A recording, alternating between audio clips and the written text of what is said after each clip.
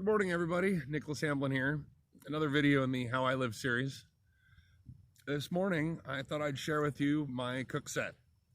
I use a small bag for all my equipment. I like to put them in dip bags. I've got 4 bags that I use. One is for my toiletries and miscellaneous. One is for my food. I'll go shopping later and show you my shopping list. I have one for my gear, cameras, miscellaneous plugs, batteries in this bag, and my cook set. Now, today I'm going to talk about my cook set. I use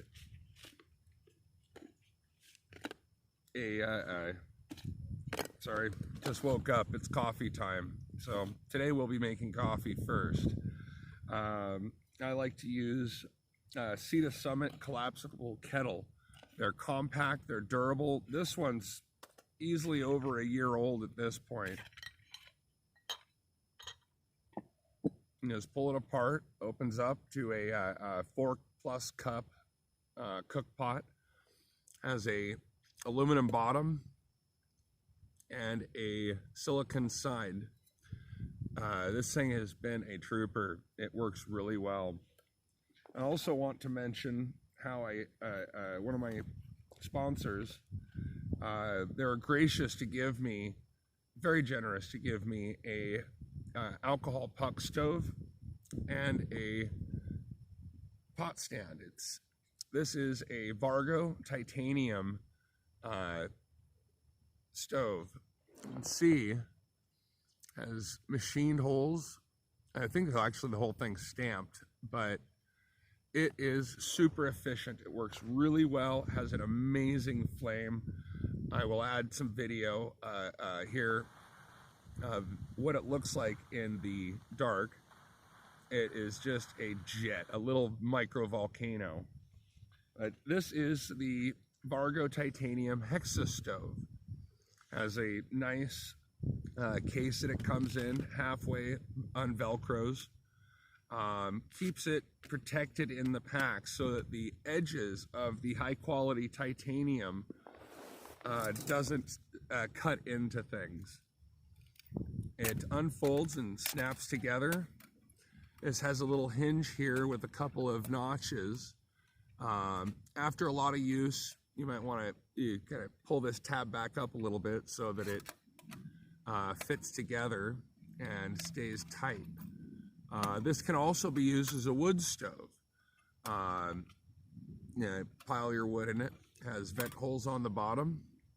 Now, what I do for preparation is I have a little stick here in the back that supports the back of it, and then I draw a little line which acts as a vent hole, because sand really traps the bottom of the stove.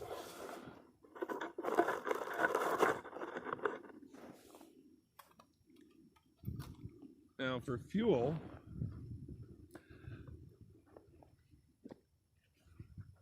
I use alcohol. This stuff you can get on the shelf. It's called HEET, H-E-E-T. I like to put it in my own bottle just because, well, safety first. This is a lot more durable, a PTFE Nalgene bottle, just so that it is obviously not water. It is distinctively different than other bottles that I use. The half-liter bottles I find are most useful. I really haven't found the larger ones to be handy in a pack. For that, I use these Hydro Flask 3-liter expandable bags for all of my water, of which I carry 2 of them.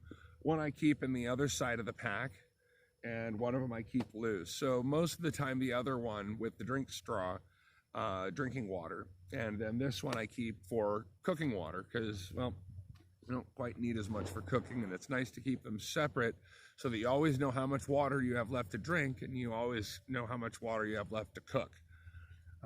It's a little tedious. It takes some practice to pour the alcohol into the puck. What I like to do is aim a little bit past and just pour slowly and carefully.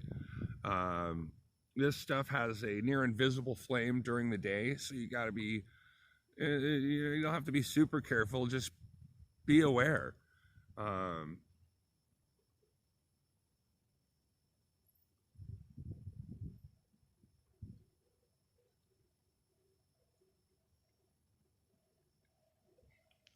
Don't have to fill it all of the way, just most of the way. It's hard to show in the camera now, but I set the puck into the stove. I like to set it a little bit further back than not, because it helps swirl around the front, and it has a nice little lip here where flame kind of escapes a bit. So if it's pushed back in the stove, then it seems to work real well and keep a nice and even flame. Let's see, let's adjust the camera. Yeah, these things are hard. So then what I have is a little water nozzle, little valvular thing here, inline valve in the nozzle, so that it plugs in.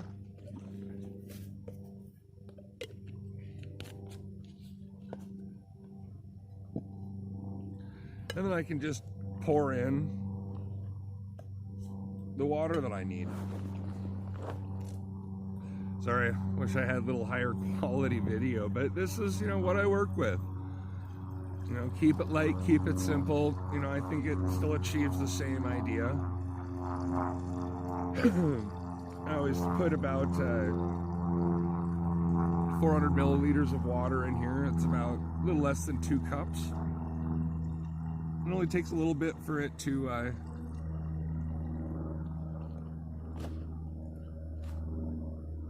which is usually about to this line here. Just a little bit under. I like to use a little bit less than what will fill the bottle. Since it'll be hot, I like to squeeze a little cold water on the top just to get it, down to drinkable temperature and, save the taste buds. I like my coffee hot, but, not so hot's gonna hurt, but hot enough that it'll still keep me warm. On the cold winter mornings, colder mornings. I mean, winter for me is California, Monterey. So it's not exactly cold, but I'll tell you, it gets, 35, 38, sometimes, degrees in the morning with the wind blowing. And this is really nice to be able to tuck under an armpit or something where you have a lot of arteries that it can transverse to, or along a femoral artery, so that it can transfer heat into the body. Sometimes in my coat, I'll just, drop it in and let it warm me up. But lighting it is really easy. I like to use my hat for a catch-all, except for I left my lighter over there.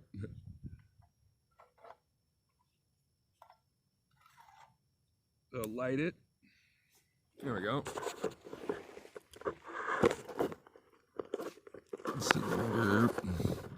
Derp. Slide it back in, close the door, and let her go. Yeah, sorry for the fumble video this morning, but I think it's more important to just get the information out and let y'all know how I'm doing. And oh yeah, can't forget, always put the lid on. It surprisingly does make a big difference in how fast the water boils, as it traps a lot of heat in the top section instead of just allowing it to escape. Now, while the water's boiling, I'll show you the rest of what I have in my cook set. This is a GSI coffee filter, has a hoop rim on it. This usually comes with some leg stands that's supposed to, hold it on top of your cup, but they're useless, so I just cut them off and sew back up along the hoop and tie a string to it and hold it while pouring my coffee. So as for the rest of the cook set that I use, I like to keep my coffee in with it. I use Sumatran, my favorite bean, a little lower acidity, a lot of flavor. A roll of Ziploc bags. Trust me, this is how you keep things clean. It really sucks on the trail to get some sort of bug because you need to keep your stuff clean. Every time I like to use fresh bags just to keep things separate. They're strong enough that things won't leak all over your pack. This is a Life Straw filter. I like this filter set up as an inline because not only does it work, it's lightweight, it's compact, you can see through it unlike the other brands, as well as unlike the other brands, you can disassemble it. It has, oh crap.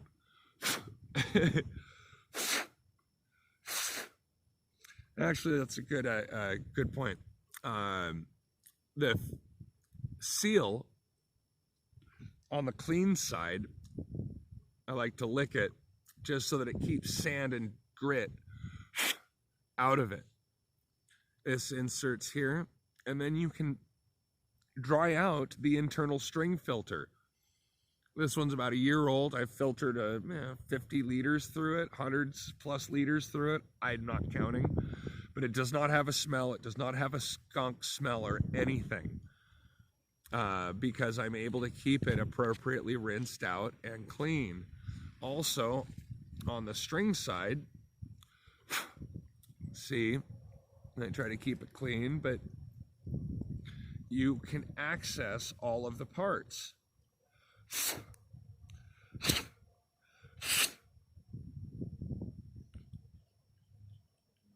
And see that it's clean and keep it clean. This thing is a trooper. It is a must-have for anybody out in the woods. Keep a little bag here for my silverware, which I keep a Speed Sharp. This allows me, with a little piece of tungsten carbide, to shave and keep my knives sharp. A razor sharp knife is very handy indeed. This is the Vargo horn clip, which is my cooking knife. I don't use it for anything else but food. Has a nice little thing here with a razor sharp's edge. It's made of titanium, so it's super light, it's compact, goes anywhere. This is the Human Gear spork. Except for being your traditional spork, it's actually a fork and a spoon, which you can reattach as a double ender. But I like this because it's compact, it's durable. I think I've had this one for 5 years, 4 years. Don't remember.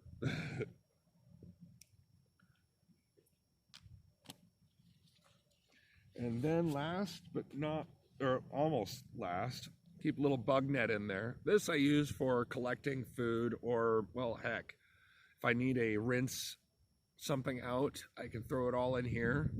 Or if it's mosquito season, just wear it over my head. This is the Sea to Summit kettle, or sink. It's a 5-liter sink where I can hold water. I also use this when it's raining to collect water off my tarp, as well, rainwater's pretty delicious. How's our water doing? Getting warmer. Not there yet. But I've noticed that with the Jetboil, it's almost useless. Extra parts, moving parts, repair, expensive canisters cost many dollars instead of $1.95 to $2.20 for 350 milliliters of alcohol. And I've noticed that the alcohol inside the heat is not very denatured. It's pretty much just alcohol. I don't get a lot of smell like nail polish that you get from a lot of the other alcohols. These are pretty easy to assemble. pack back away, which helps keep your pack organized. And it also helps keeping you moving so that you're not spending all day, preparing, cleaning up, and doing all the little different things that you need to do to keep it going. A little bit here, I'll be pouring some coffee and show you. I've noticed that a alcohol stove only takes a minute longer than Jetboil to boil 2 cups of water, which, isn't that much time. It's worth it.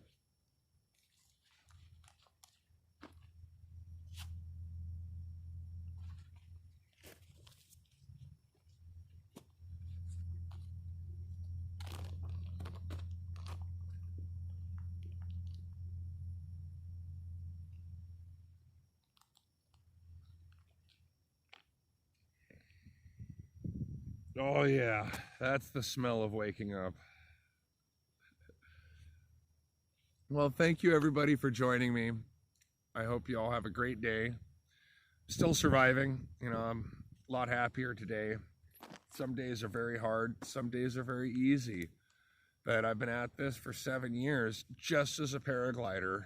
My camping experience ranges all the way back to a childhood where I was taught through Boy Scouts. So that's a whole nother story. I've been traveling and hiking most of my life. And these are the things that I've found to make it easy. Camping is supposed to be fun.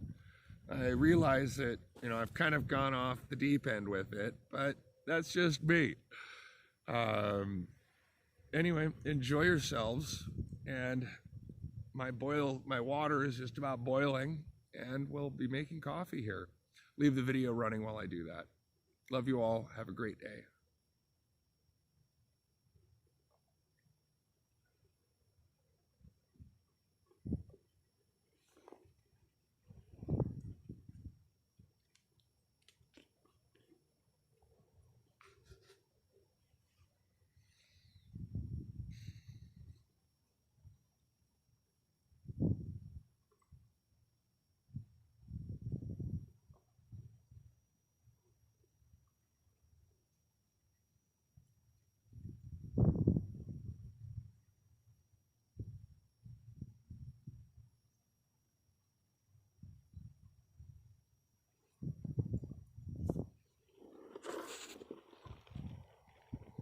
And we have boiling water.